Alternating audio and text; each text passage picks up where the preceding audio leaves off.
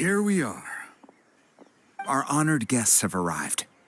I have heard much about your fine work over the past few days. I hope you'll allow us to thank you properly after tonight's ceremony. Don't worry about it. Getting this huge venue ready must have been a huge task. No need to make extra work for yourselves on our account. Oh, if it means getting the Mountain King issue resolved, no cost is too great to bear. A resolution will come in due course, but every great fire starts as a tiny spark. We must take it one step at a time. No one would disagree with you if that were possible, Chief, but it's been far too long since we've seen a real step forward. Look around you. Can't you see how our numbers have dwindled since the last Turnfire night? The ceremony was arranged on short notice. Many are away from home and could not make it back in time. That may be so, but still. Good evening, Traveler in Paimon. Kinich! Not a moment too soon. Chief Wayna, Elder Trinidad, could you give us a minute? I'd like to give the Traveler a few pointers as the previous Flame Bearer. Very well, but make it quick. Let me know when you're done and we will begin the ceremony. Let's step to the side. Has anyone gone over the key steps of the ceremony with you yet? Yeah, Elder Trinidad did, but, Paimon seems to have forgotten them. What a surprise! The flying ant has an ant-sized brain. If you don't want your tongue to be burned off by the sacred flame tonight, I suggest you stay quiet. See those sacred flame pillars?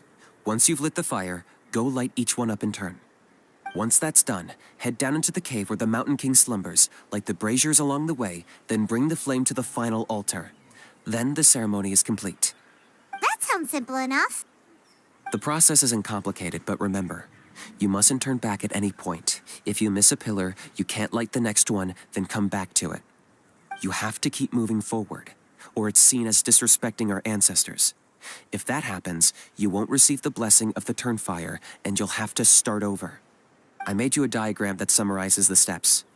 Take a look.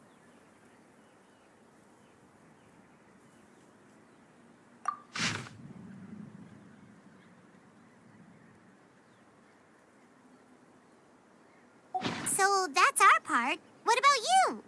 I'll be with you the whole way, and once you've lit the altar, I'll start summoning the rift. You can leave that side of things to me. Just focus on your part. Okay.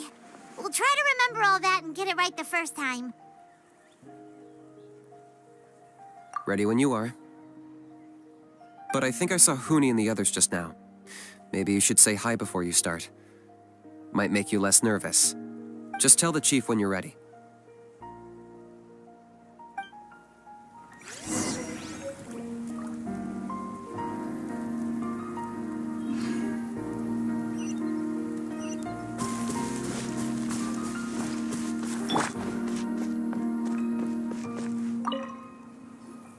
How are you doing? Is all in order?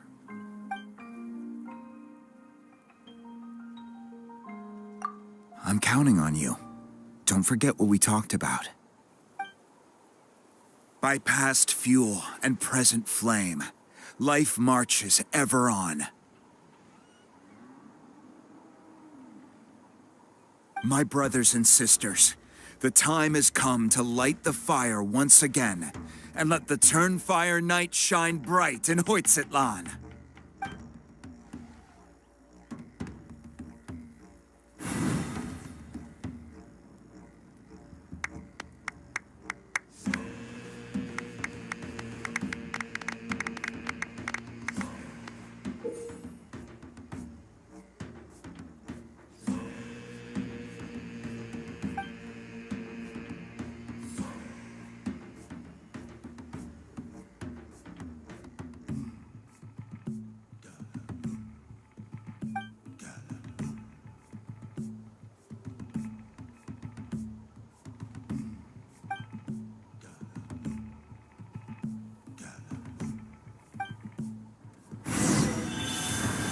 Go get the sacred flame.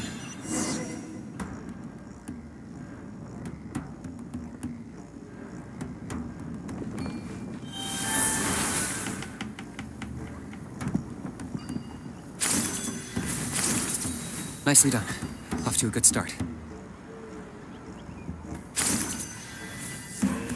Great stuff.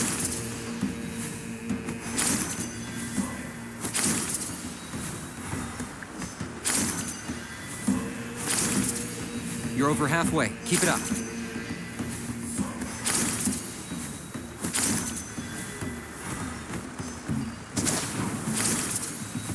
Impressive. Just one more to go. Come on, one last push. The final sacred flame pillar is up ahead.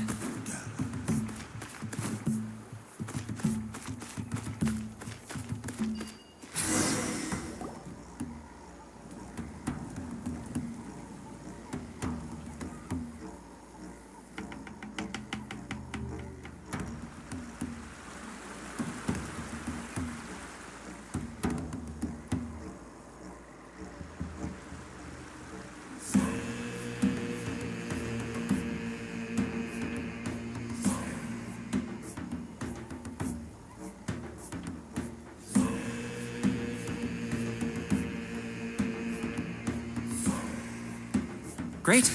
All the pillars are alight. Next, it's down into the canyon and head for the Mountain King's cave.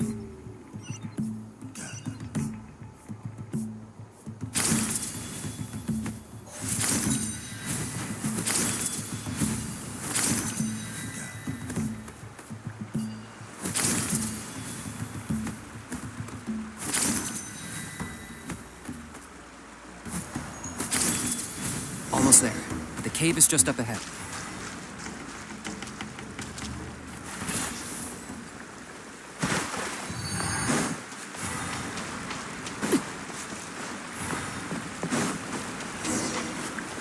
The Abyss presence is growing strong.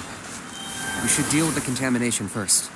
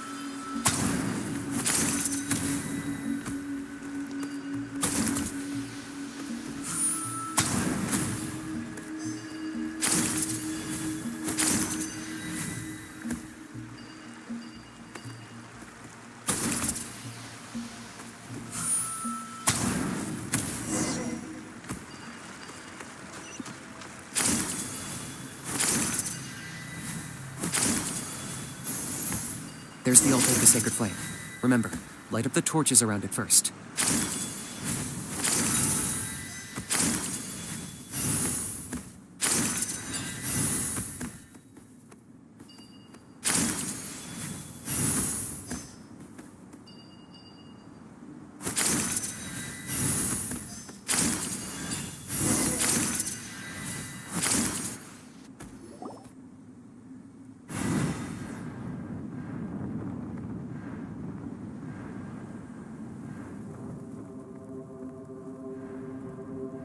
Woohoo! We've lit up the final altar!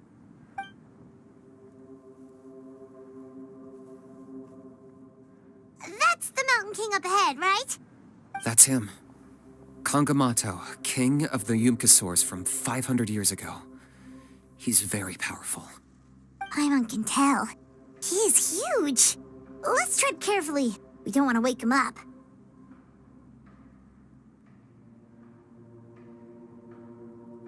You've made it at last. You did even better than I expected. Traveler, now comes the final and most important step of the ceremony. Please use the power of the sacred flame to cleanse the Mountain King of abyssal filth. There's no need this time.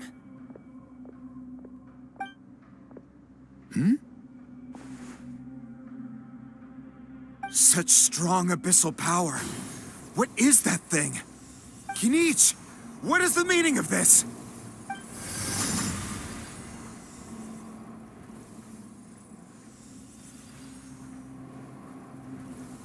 Is that a beastly rift? Chief Wyna, Elder Trinidad, this is about to get a little dangerous. You should step back. What do you think you're doing?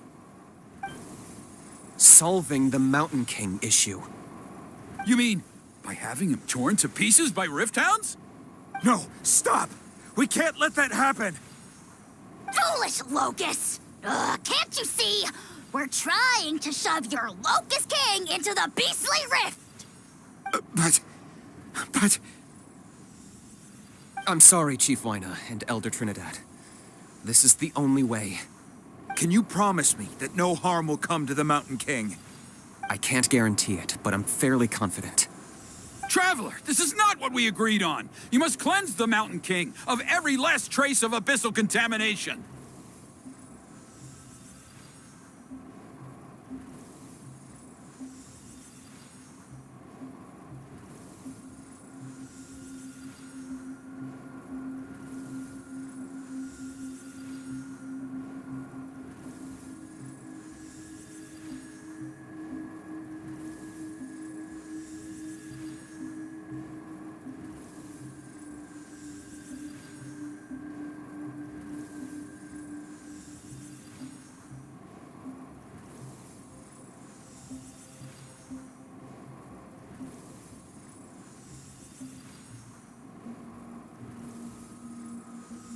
Okay, I see what this is. You've been in cahoots this whole time!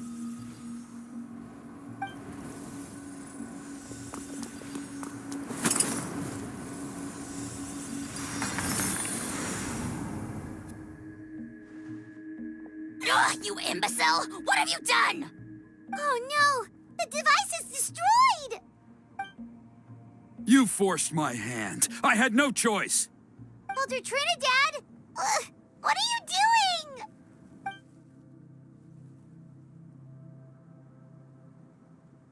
No, the Mountain King is waking up! He will cause even more casualties! Everyone, out! Now!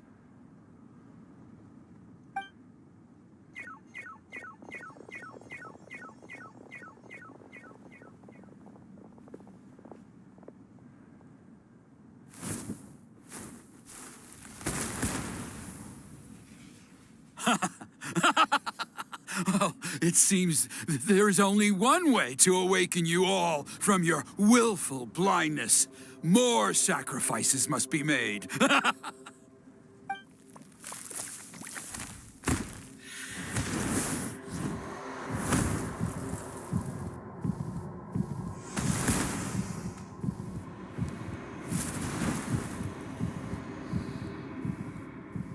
Take me, O Mountain King! Take me as your next sacrifice!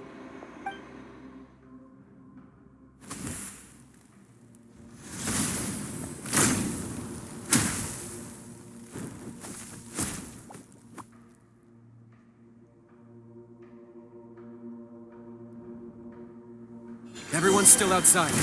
We have to keep the Mountain King here. Give me a hand.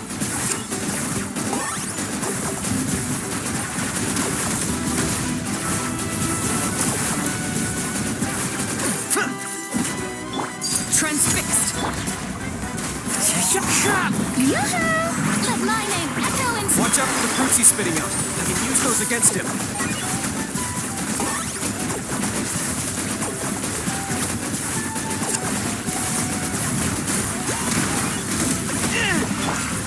Wind strike. So many regrets.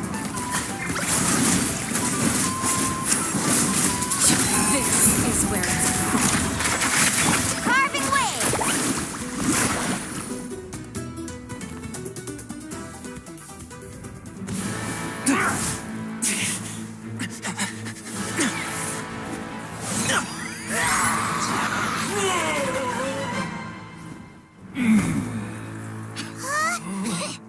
What do? We can't open the rift!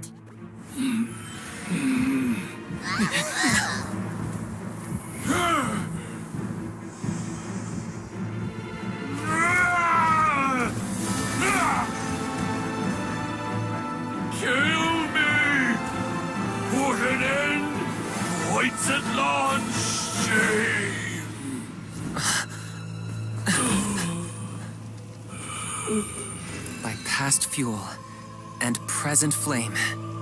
Life marches ever on. Oh, Burkina, I must atone.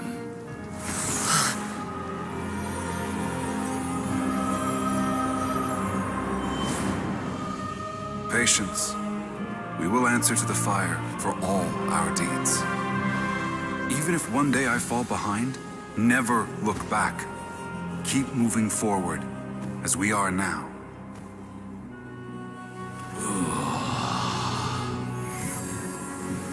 Live with your guilt and shame. This is the price to pay.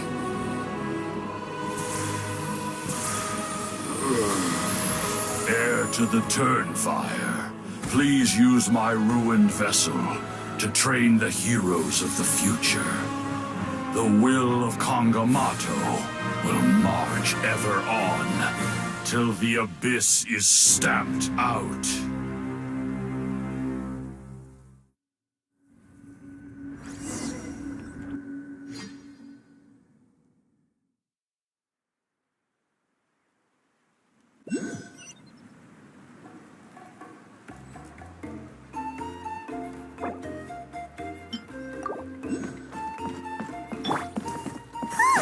Pretty eventful day yesterday, huh? Paimon wonders how things are doing now. Let's go ask the chief.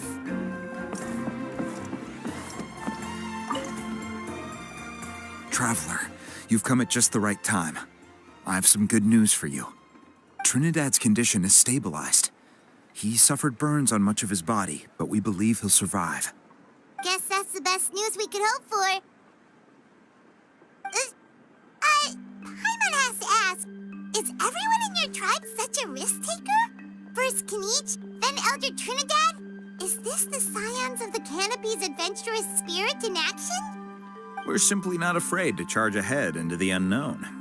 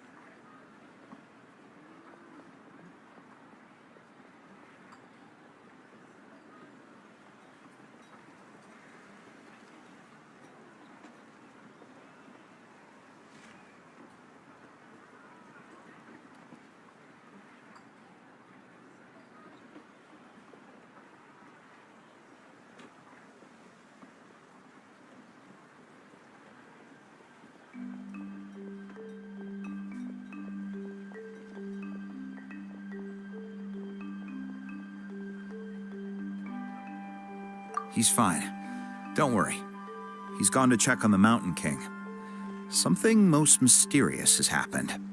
After the incident yesterday, a transparent shell is formed around the Mountain King's body.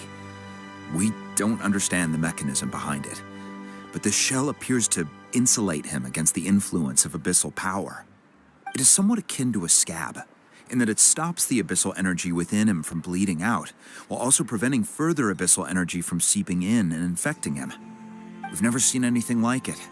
The tribe's most senior elders believe it was caused when he was burned by the sacred flame, similar to the way burned wood becomes charcoal. I think their theory makes sense. After all, we've never thrown the Mountain King directly into the sacred flame before. Wow. So it's made a barrier against abyssal energy? That's a good thing, right? It's practically a miracle from what we've seen of it so far.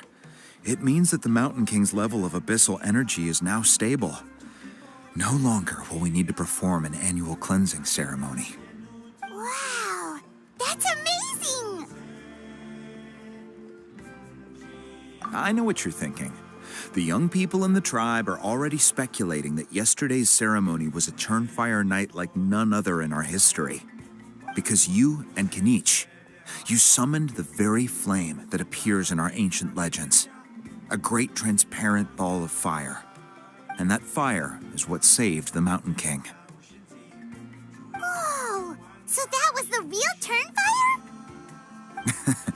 I may be the chief of this tribe, but I've only ever known the Turnfire as a concept in our legends. I cannot answer that question. If anyone can answer it, I suspect it would be the bearer of the Malipo name. He is in the Mountain King's cave as we speak. Ah, so Kinichi then. Why don't we go see how he's doing?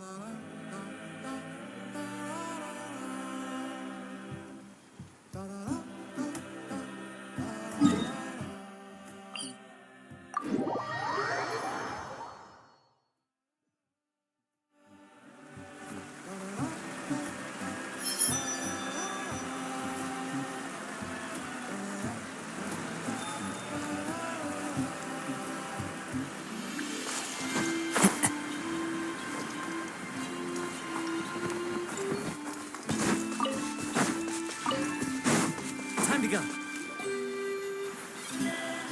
Hey, Kinichi! Hey yourselves. You two doing okay after yesterday? We were gonna ask you the same question. You scared Paimon half to death when you rushed into the fire. Sorry, I couldn't just stand and watch the Mountain King get burned alive. So you thought you'd try and extinguish the sacred flame with Dendro? Or is that an attempt to make the almighty Dragon Lord Kahulahow die of laughter? The sacred flame only possesses a fraction of the Pyro Archon's power. It's not as if I was fighting the Pyro Archon herself. Kinichi, when you went into the flames, were you intending to, Intending to what? do the same thing as Burkina? Sacrifice myself? Of course not.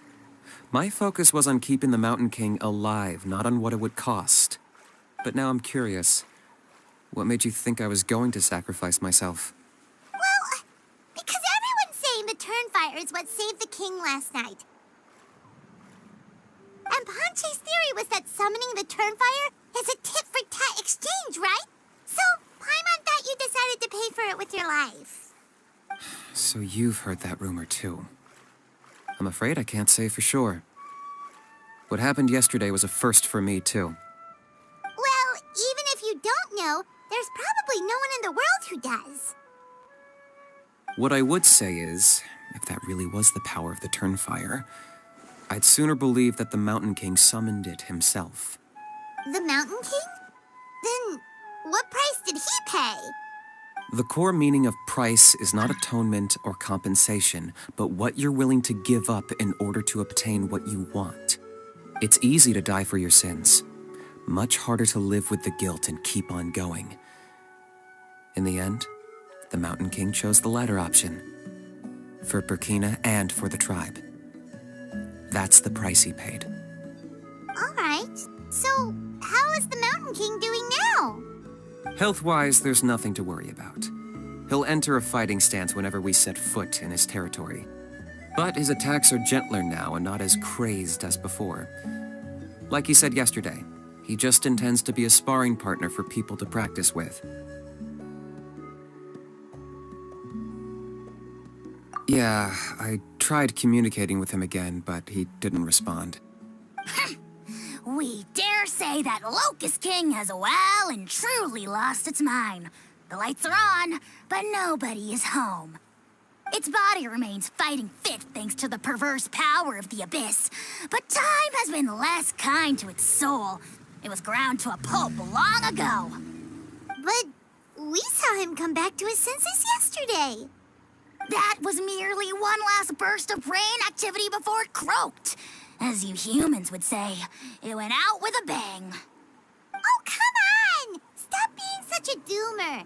Paimon bets the Mountain King has finally let go of the tragedies of the past now, and is focusing on moving forward. That's why he doesn't have time to chat with us. He's too busy thinking about the future. Well, at least it means my fellow tribespeople can move forward now, too. Thank you for your help, Traveler. I owe you one. Yeah, that's right. You caught Enjo for us, remember? But he ended up being completely useless. It's not a fair trade if you lost out. That's on him. It's not your fault he's useless. Besides, we're friends now. You don't owe us anything. Friends? But your friendship is an even more valuable gift. I can't in good conscience accept it for free. So promise me, if you need anything in the future, you'll come to me. For you, I'll do anything.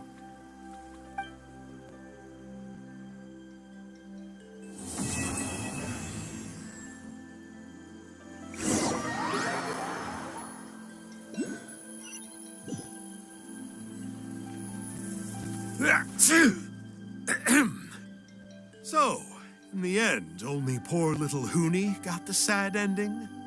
Yeah, everyone's happy except me. First Nana, then my dad. Why does everyone in my family have to suffer? Hoonie, it'll be okay.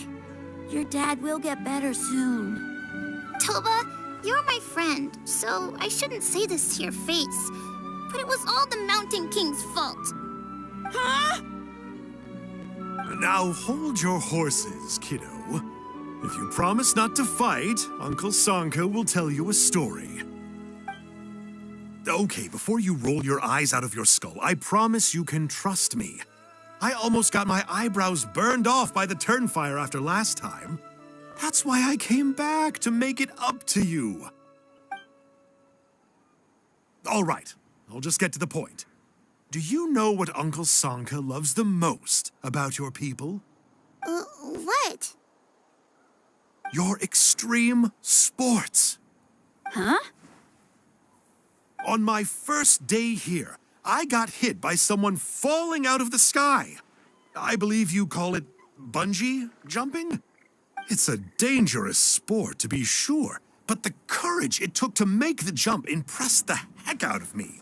So, I introduced myself to the jumper, we made friends, and I even helped treat her wounds. Oh, such a nice friend. Of course. Anyway, the good times didn't last, because I got captured by a powerful foe, so we had to part ways for a while. In the hands of the enemy, I was scorned, scolded, and nearly given away as a gift.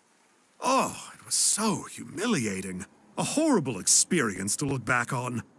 Why does Uncle Sanka always have to suffer, I thought. So I feel your pain, Huni. I was in the same position.